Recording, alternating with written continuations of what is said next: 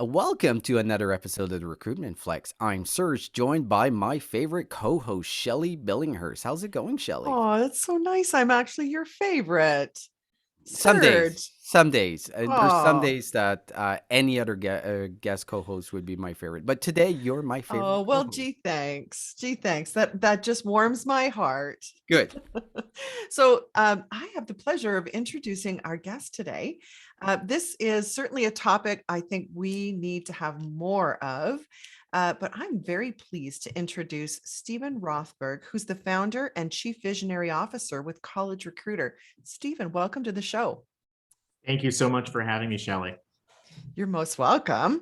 I know we did a little bit of visiting before we started recording, and it kind of brought up a number of questions. But so for our audience, let's start with who is Steve Rothberg? And if I mean, you don't need to go back to where you were born, but I think our listeners may find it interesting where you're from and where you are today. Sure. So I was born in Winnipeg. So like most of your listeners, I am Canadian, and also I think like a lot of your listeners, I'm also American. I moved from Winnipeg to Minneapolis, Minnesota, um, years ago. Okay, we'll go with that. For Yep. Yes, I think it was like 187 years ago. I think it might have been Lincoln. It might have been Andrew Jackson was president. I'm not sure which. But I moved here for grad school. And then I was one of those fortunate people to win a U.S. green card in the lottery program. So I got to stay. Wow. And so where are you now? Minneapolis. Oh, you're in Minneapolis. Okay. So Um, I like to joke that I'm the only person in history who ever moved to Minnesota for the weather.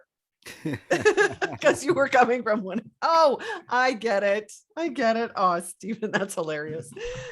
So like you, I'm also part American. My grandmother was American. Oh, So I'm 1/4 American as well. But tell us about your journey then in starting College Recruiter. yeah. So anybody who says that they had this master plan for their life or even for the next 5 years is Right? insane or a liar or both. So sort of the very early origin was I was in my fourth year, or for the Americans in the audience, a senior in college at the University of Manitoba, and I was in a small business program and started this tiny little micro business where I published a map of the University of Manitoba campus, sold the ads around the borders. The university gave them away for free, had a lot of fun, made really good money. And then a couple of friends of mine took that over, and I went to grad school in Minneapolis. Flash forward a few years, I had graduated. I was a lawyer working for a couple of judges, and I could see that my friends who were doing the kind of legal work that I was about to go to after the clerkship were just absolutely freaking miserable. The work was great, the money was better, but all they did was work, and there was no light at the end of the tunnel.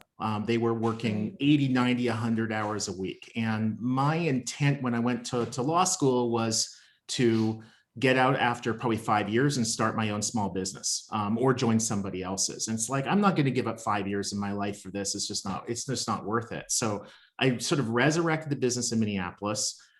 This is the fall of 91.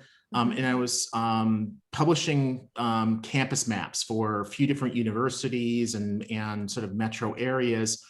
We decided to diversify, got married. We decided to diversify the product mix and added an employment magazine. The employment magazine had ads in it from employers that were looking to hire college students. After about a year, it grew from being just at the University of Minnesota, which is where I went to school, to over 200 schools nationwide. And there were regionalized versions of it. And then literally in 96, I stepped into one of the career service offices at the University of Minnesota. And the career service office director said to me that there's this thing called the internet. And she said that she didn't know what it was or how to use it. but she's heard from some of her students that when they're preparing for on-campus interviews, when they come into the career service office to pull the file cabinet open to look for the annual report from Arthur Anderson or whatever, that it was missing because somebody else who was interviewing with Arthur Anderson had stolen the materials to give them an advantage. So students were using the internet to try to find information on employers so they would know before they stepped into the closet and interview with a recruiter what the heck Arthur Anderson was. So she said we should create a website. We did. We had a high school kid that worked for us part-time, create our first version of our website for $3,000. And that was 1996. And then it kind of became a business, if you will, more than just a brochure. About 2 weeks later, we got a call to our office from a financial services guy. He owned like a small financial services company in Texas. And he said, I found you on Yahoo. There wasn't Google yet. I found you on Yahoo. How do I run an ad on your site? And we were like, good question. We had just taken the ads from the magazine, scanned them, posted them to the website, and basically said, enjoy. So we kind of went through the pricing with him for the magazines. And he's like, oh, okay. Can I give you a credit card?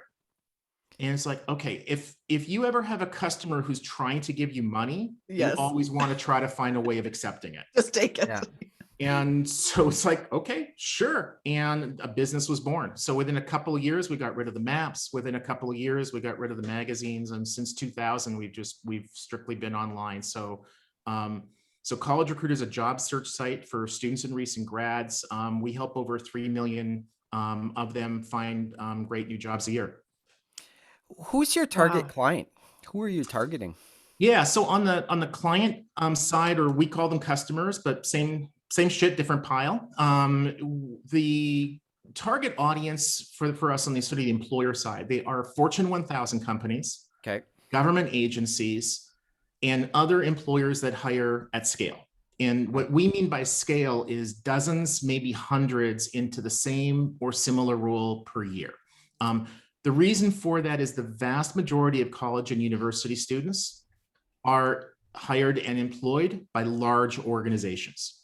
The conventional wisdom is that most people work for small businesses. It's not true in the US. Most people get hired by small businesses, but they also leave those jobs for one reason or they're much faster than if they work for large businesses. So large businesses actually employ the bulk of the US workforce. So, Stephen, one of the things that we're hearing a lot about is it's just companies talking about the requirements for college or university degrees when it comes to roles like sales, customer service. What's your overall take on this? Do you feel this should be a requirement for a lot of these roles? Yeah, I'm a listener of your podcast, and I think maybe 3 episodes ago, I remember there was a somewhat similar conversation, and Shelley said something like, "We really need to dig into this in a future episode." And it was really clear from what she was also saying that she really, my word, not hers, despises the fact that so many jobs out there require college or university degrees. Yeah. If you want to be a nurse, if you want to be a physician, if you want to be an engineer, there's a licensure requirement, right? Yes. And we can quibble about whether there should be a licensure requirement, but if you want to be an engineer, you have to have an engineering degree. I get that. That makes sense to me. But if you want to sell cars, if you want to be a customer service manager, don't you tell me that person needs to have a college or university degree. Now, there may be loads of college and university students who are going to really excel in that role. But, if I was thinking of hiring somebody to be a project manager, I think I would trust the skill set of somebody who had been a sergeant in the military for 4 years than somebody who had graduated with a bachelor's degree in 4 years. So I know it doesn't make a lot of sense for somebody who created or founded a job search site for college and university students, but our orientation is very much consistent with our mantra. Our mantra is that we believe that every student and recent graduate deserves a great career. So if you've got a vocational degree, if you've got a community college degree, if you've got a 4-year degree from MIT, awesome. And I definitely feel like education is always a good thing. These people who say, oh, you know, if college is too expensive, don't go to college. Those people almost always have master's degrees or higher, as do their kids. Mm-hmm. And it's really easy to tell somebody from a impoverished neighborhood that they should stay in poverty while your kids are prospering. So I think it's a lot of BS when people say don't get a college degree, because they aren't walking that walk. But at the same time, the employers that are the most successful are the ones that are looking for people based upon productivity, not based upon words on their resume. So that brings up a really excellent point, Stephen, because I have this discussion with clients and heading up campus recruitment for a couple of major organizations in the past, because the fixation is always on GPA. Mm-hmm.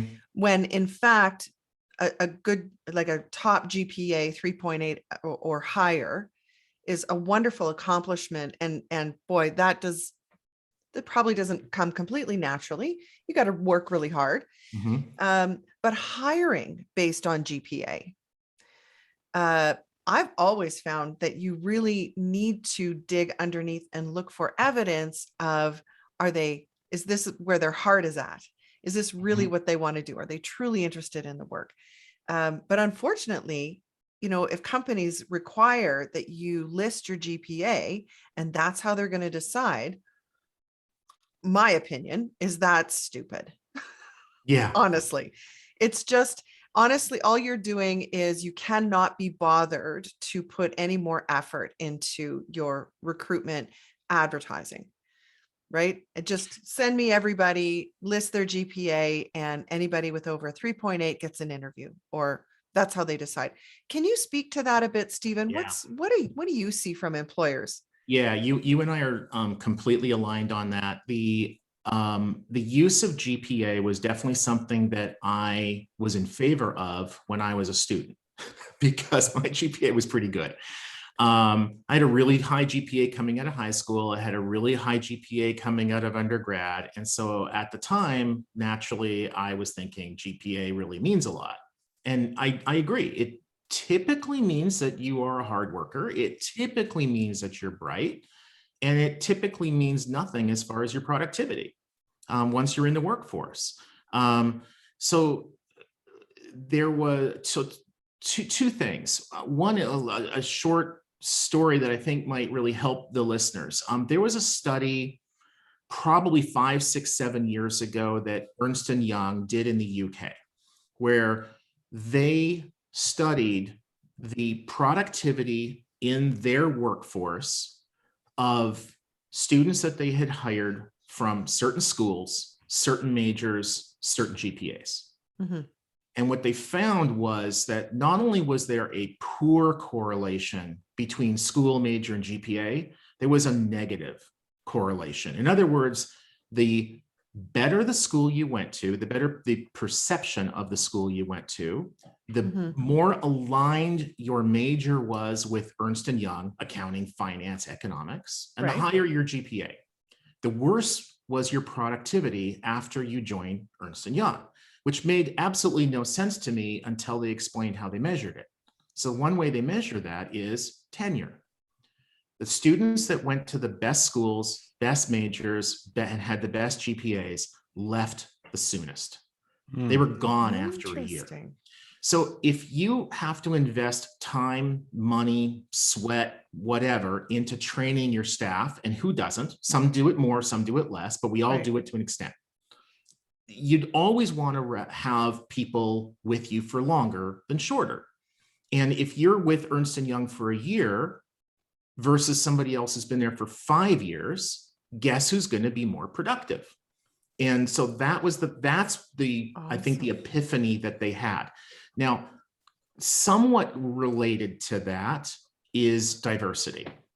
And I know that Jackie Clayton has written a lot about this really well, but the use of GPA by employers, at least in the US, I suspect the same as in Canada, is inversely related to your diversity efforts. The more you emphasize diversity, the harder it is for you to attract a diverse workforce. And one of the reasons for that is that candidates who are, say, people of color or women in engineering, they face a tougher road. It's harder for them to get into the programs. When they're in the programs, there's a lot of explicit and implicit bias that make it harder for them, and they tend to have lower GPAs. But again, the reality is they tend to be more productive. So I think most people can agree that the more diverse a workforce is, the more productive that workforce is. And so if you want to have a productive workforce, you want to increase your diversity, and that means you want to de-emphasize and maybe even ignore GPA.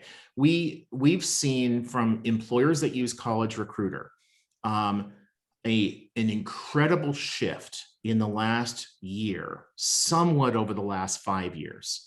It used to be very standard, very non-controversial. We need these candidates to have a 3.5 GPA or higher, blah, blah, blah. And now we rarely see that. Where we see that now is almost exclusively with small and medium-sized businesses. Virtually all of the large businesses have come to understand that is not a valid hiring criteria. So why are small business still having that issue? Ignorance.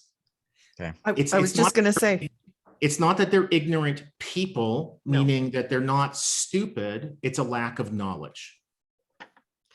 And that was going to be my question. So thanks. You beat me to it, Serge. I'll always beating you to it. That was going to be my question, because my assumption would be that they're taking note of what was happening 5 years ago, and they may only hire 1 or 2 new grads a year, right? Yeah. Or even 4. It's very, very different than someone who's hiring hundreds, right? Yeah, and so they would be outdated. It's like they're still thinking that Monster is a great job board. Right. And again, it's not that they're stupid. I mean, the reality is, and you probably see this every day with your clients, Shelley. So you're the HR person for a 50-person company, right? Yeah. Today, your primary concern, quite literally, is breaking up the fight in the lunchroom. Yeah. It's not about reading scholarly articles about the impact of GPA on diversity. Mm-hmm.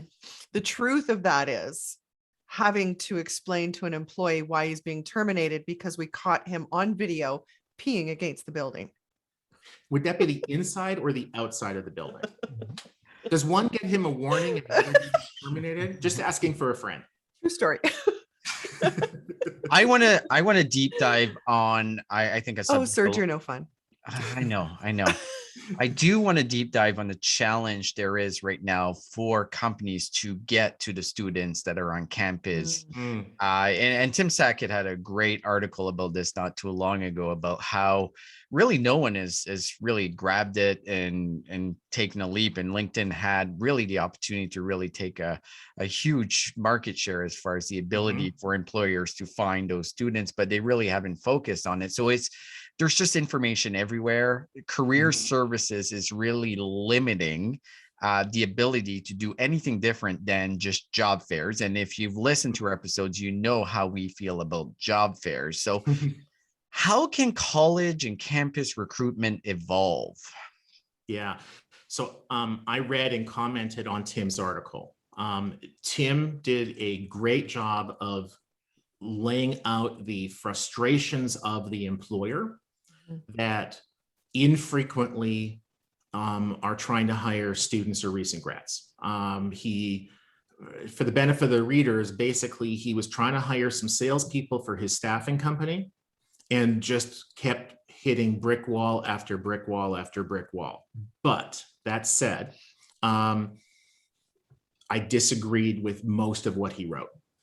In the sense of it's not that the problems were made up or that the problems weren't significant, but there were relatively easy solutions to each of the problems that he outlined. So one thing that I saw from Tim's article, and I thought it was a good reflection of what a lot of small businesses encounter. And it's a big frustration with on-campus recruiting, where you actually physically go to school, you go into the library or whatever, and you sit in what used to be a broom closet, and you meet with 12 people who are all basically the same, and then you're going to somehow make a decision about who you're going to hire and who you aren't. It's an incredibly arbitrary, stupid process. But what Tim pointed out in the article is that small employers do not have the resources to develop a relationship with the career service office. So his frustration was basically he was unable to kind of call up the local career service offices and get interviews scheduled days and times of his choosing with the students that he wanted to meet with, just by kind of making a phone call. And I get that frustration. It's a real problem. On the other hand, the solution to that is pretty simple. But develop a relationship with the career service office. Call up the professor and say, hey, I run a staffing company. How about if I guest lecture at some of your upcoming classes to the candidates who are taking sales majors or who are in marketing or whatever your profile is. So, you could spend literally hours building those relationships, and then the career service office, the professors or whatever would pave that path for you. He also did a good job of explaining how frustrating some of the career service office management platforms can be, Handshake, etc. of the world. He was specifically mentioning Handshake. So for readers who don't know, Handshake is basically, it's now like $1 billion company. I think it was created 5 years ago, something like that. They've grown incredibly, raised a ton of money, executed incredibly well. Something like 95% of college and university students in the US go to schools that use Handshake. And Handshake basically does, if you go to the career service office website and run a job search or sign up for interviews or go to an online career fair, that's Handshake. And it often has the look and feel of the career service office, not Handshake. So it's kind of the job board for a lot of the college career service offices. So Tim wanted to post a job to Handshake. I don't think he said this, but one reason that he might have wanted to do that is because it's free. To manually post a job to Handshake, there's no cost to it, kind of the basic service. But each career service office then needs to review that job posting and decide whether they want to make that posting available to their students. So it's not Handshake that's making that decision, it's the schools. And the schools are literally getting thousands of postings a day. And a typical career service office has 1, 2, maybe 3 paid people. It takes about 20 hours of staff time a day to go through 1,000 postings. They just simply don't have the time. So a tool that Handshake brought in at the request of their clients, the career service offices, was a rating system, a trust score. Mm-hmm. So if the school has worked with you before, if you've posted jobs to Handshake before, whatever, you're more trusted. Now that was frustrating to Tim because he didn't have any trust. They didn't know him. Now, mm-hmm. Tim is absolutely 100% legitimate, as is his company, as are the opportunities. But there's no way the software knows that. Yeah. The software only knows what goes into the software. Tim and his company haven't given Handshake software enough information for them to give him a good trust score so that the schools can go and just sort of quickly say, oh, anybody who has a high trust score, just approve their postings. So again, the solution there is to invest the time needed to build your trust score. And, if you're unable or unwilling to invest a few hours, then from my perspective, that's kind of a red flag for how much time you're going to be able or willing to invest to train those employees. So, it's a little bit of pointing a finger and venting at frustrations. And I think that frustrations were really, really valid, but I don't think that he looked hard enough for the solutions. Wow. Okay. There's a lot to unpack, Steve. Thank you. Well, and I get it as well, because I've also worked for, although $1 billion corporation, the new grad hiring that we did was like 6. Mhm. And there were schools that were just like 6, like, seriously, step aside. Yeah, you're not worth my time. Yeah, like just Mhm. step off, because, you know, we've got companies that need to hire like 50 or 100 of our new grads, and they've been talking to us all year. So Yeah. maybe correct me then if I am falsely concluding this, or if I'm getting it right. Stephen, Yeah. for job fairs, it is the way that these major corporations continue to give back to the campus. Mm. You know, my sense has always been that an on-campus career fair, students hate it, other than maybe there's free food there. Yeah. They are so many people there, and all they say is, you know, apply on the website. Yep. But the reason they're there is because it costs them money, and they have to give that money to the university, and Yeah. having their brand presence associated with the university is the trade-off. Because you can't tell me, even from one year to the next, if it's KPMG or E&Y, they are not sending the same crew Yep. cross-country campus recruitment visits. They're not. It's a different human every time. Right. What's consistent is that their brand, Ernst & Young, KPMG, Royal Bank of Canada, their brand is associated with that university. Do I Right. have that right? You do. And just to add to that, not at all to contradict it, but to add to that, from the perspective of the career service office, Uh-huh. it's logical, it's rational.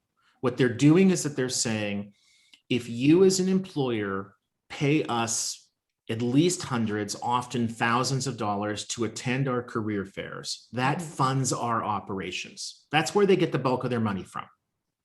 And so if you don't pay us money through the career fair, we don't exist. And if we don't exist, we can't help you find the students.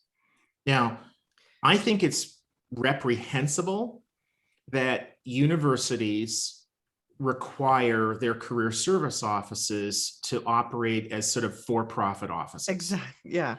So Yeah. your English department does Mhm. not operate as a for-profit. Your athletic fields, you know, where students can go and play Quidditch, you know, they don't operate that either. Athletics, other than a few men's athletic sports, Mhm. they don't operate on a for-profit basis.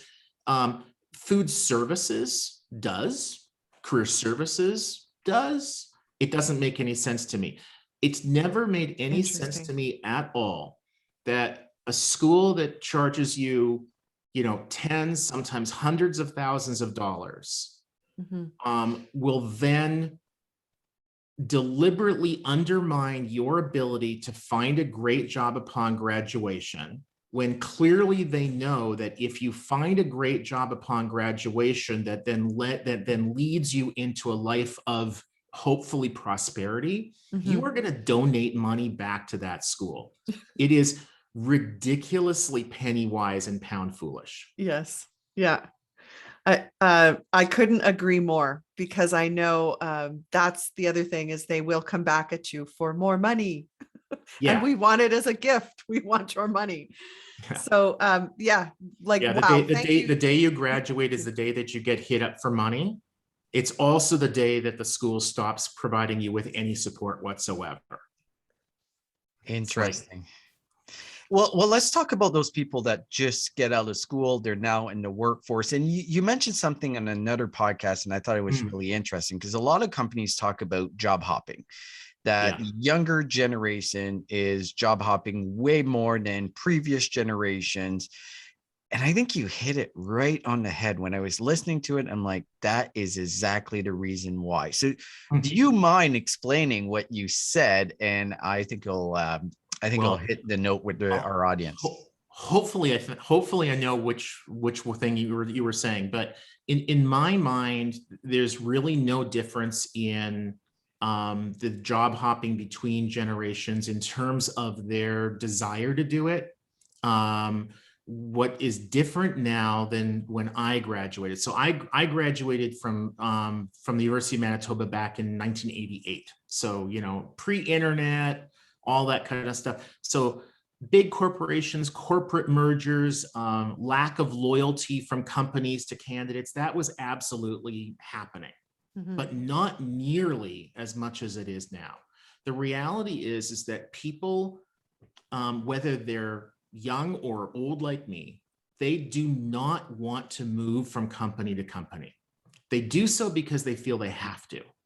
So if you're a 22-year-old or 25-year-old or a 55-year-old, if you're not provided with the right wages, the right opportunity, if your boss is treating you like crap, you're gonna move. Now, if you work for a big company, like I did after I graduated, I worked for Honeywell, a Fortune 50 company. If your boss was crappy, there were like 1,000 other people within that company that you could go work for. And they made it actually pretty easy. You could move departments without much problem at all. So companies can provide lateral and upward movement opportunities for employees. And when they don't paint a path for those employees, it's like, hey, Shelley, you came in as a marketing coordinator. The next logical step after this is to be a marketing assistant and then a marketing manager and whatever. And this is the career path, and we're going to set you up with mentors and whatever. Those people don't leave. They're lifers. They stay there forever. The people who leave, it's, hey, Shelley, you came in as a marketing coordinator. If anything is ever really, really awful, come and talk to me. And you do. And they tell you, sorry, there's nothing I can do. And you say, well, there's something I can do. I can go to Indeed or LinkedIn or some other job board. I can talk to a friend, and I can leave this crappy company and I can go to another one. So people don't want to leave their healthcare benefits, their pensions or 401ks or retirement plans or whatever. They don't want to be disrupted. If they're treated well and they're paid well, they're going to stay. So I think that the biggest difference is much more on the employer side than it is on the candidate side. Well, I think you nailed it. You got to put in perspective, people coming out of university, college are generally 100,000 at least in debt. I think that's even at a low level. So if you're going to go work for an employer that's underpaying you, well, you got to pay your bills, you got to pay your tuition, you got to pay everything that you owe. So you're starting a job at $10 an hour.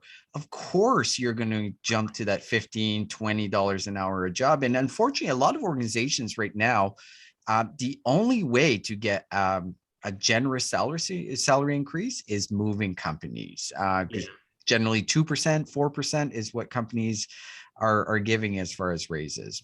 Yeah, I talked to a customer of ours a couple of weeks ago who had purchased a decent sort of starter kind of package, like let's try you out kind of thing. And so they were, I don't know, $2,000, $3,000, $4,000 kind of dollars, a company of a couple thousand people. So, significant, but not break the bank kind of money for a company like that. Right. They were really, really disappointed that they had posted 13 jobs and they had really didn't think that they were going to hire anybody. They'd received some applications, they interviewed some people, but they were not at all confident they were going to hire people. It's like, okay, let's dig into this. So I had to look at their postings, and their postings did not say what their compensation was. So that's big red flag number one. If you put your compensation onto your postings, you get about double the response rate. Yeah. So because people, for some reason, they think that they should get paid for their work. I mean, what a concept. Imagine. You go over to the company website and the compensation was disclosed there. So it was $12 an hour. You needed a four-year degree. And so it's like, well, there's your problem right there. People are coming to your page. They see your ad on College Recruiter. They click over to go to your ATS. And they see $12 an hour. And they're like, I'm not going to apply to that job. And the talent acquisition person that I talked to, she was completely on the same page. And she's like, I got to tell you, it's way higher than it was before COVID. That was $9 an hour. So it's like that job needs to be $20 to $25 an hour. Yeah. If you're going to hire anybody, she's like, well, we can't afford to pay that. It's like, I get that. You might want to then you don't have a business. You might, right. You might want to, and it's frustrating to me, and it's going to sound callous, but I think over the next couple of years, we're going to see way more small businesses fail than have over the last couple of years, because we're not going to have all the stimulus money. And a lot of businesses were kept afloat by stimulus money. We benefited from it, from several of the really good programs. But if your fundamental business model is that you have to steal from your employees in order to stay in business, you are not going to stay in business. Amen, brother. Amen. Yeah. Absolutely. Like it is the truth. It is the truth. They can afford it, but that means it's going to cut into their profits. I remember saying that to a CEO. I was at an event and he was like, we can't find any. They needed tech support people. And I said, really? What do you pay? And he's like, well, 17 or something an hour. And I'm like, oh, okay. So, why don't you just try increasing the wage and see if that solves the problem? He goes, well, we can't afford it. Right. I'm like, oh, right. Right. As he sits there with his $6,000 pair of shoes on. Right. Anywho. Right. And then when you said goodbye to him after the meeting, he pulled away in a $60,000 Cadillac Escalade. Mhm. Yeah, it is. It's very frustrating. I've never heard anybody be so honest about it as what you just said, Stephen, and that the fact is that they are stealing from their employees. Yeah, it's wage theft.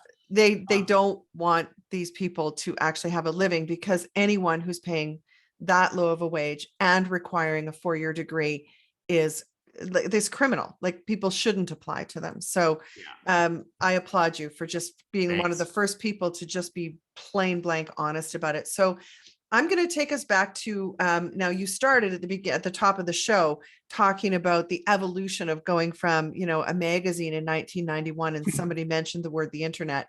Now, where College Recruiter sits right now, and when you look around the HR tech space, what do you think is going to be most disruptive? Oh, okay, that's an interesting question. So in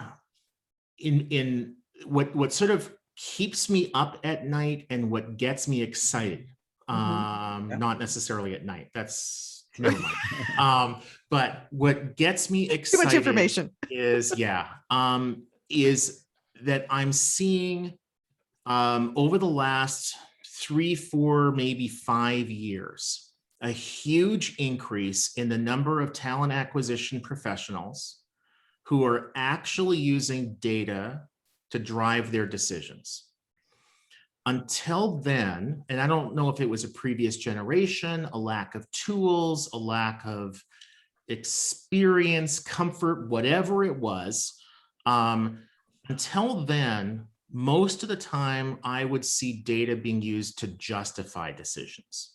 We decided to use Monster, so I need to go and look and see how many people go to Monster, how many hits Monster gets. It's like, oh, Monster gets a lot of hits, therefore Monster is the place I should run my ads. Now, if Monster gets you the best results, quantity and quality of applicants, then absolutely run your ads on Monster. But if Monster just has the most traffic and none of those people are applying to your jobs, how does that help you? So I think that part of what we're seeing is a big shift towards data-driven decisions. Flowing out of that is an area that we're really good at, and so I'm biased towards it, but is programmatic and is performance-based advertising. Two different things. They often overlap, but they don't necessarily overlap. Can you explain the difference for our audience? So programmatic, there are different definitions, but programmatic to me is a computer using rules that people give it to decide where to run an ad, for how long, and at what price. So I want to run this ad and until I get 25 applications, and it's going to start off on running 50 different job boards. Just the software does that for you. Within a couple of days, the software can see that XYZ job board has delivered 14 people to your website and no one's applied. So the software stops sending that ad to that job board in a perfect world. On the other hand, another job board, 5 clicks and 2 of those people applied. So that job board is going to get more money per click, probably, hopefully, maybe. In a perfect world, that'll happen. So programmatic, rather than having a beauty contest, which job board ran the best ad on last year's Super Bowl, or who's got the sexiest salesperson, instead, the programmatic software says, this is a customer service ad in Calgary, so I'm going to send it to Canadian job boards in Alberta, job boards in Calgary, job boards that are customer service focused. And whoever delivers the best candidates fastest gets the money. Performance-based advertising is usually cost per click. Sometimes, and Indeed is shifting to this, is cost per application. And sometimes, even a step further than that, is cost per quality application or qualified application. And that's usually the candidate has to answer a few basic questions like, do you have a pulse? Are you currently incarcerated? Things like that.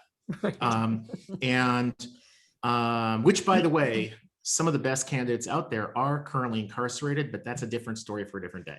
But I got to hear that one. Yeah, well, it's part of the whole prison thing. But anyway, so performance-based advertising, virtually all of our customers buy virtually all of their advertising with us on a performance basis, mostly cost per click. Typical cost per click for an entry-level job like we focus on is 50 cents to $1. But if you're trying to hire like a nurse anesthetist into like Churchill, Manitoba, good luck with that. I mean, it's just I mean, how many of those people are there in Churchill who might actually be looking for a job, or who are, say, in Winnipeg and who are looking to move to Churchill?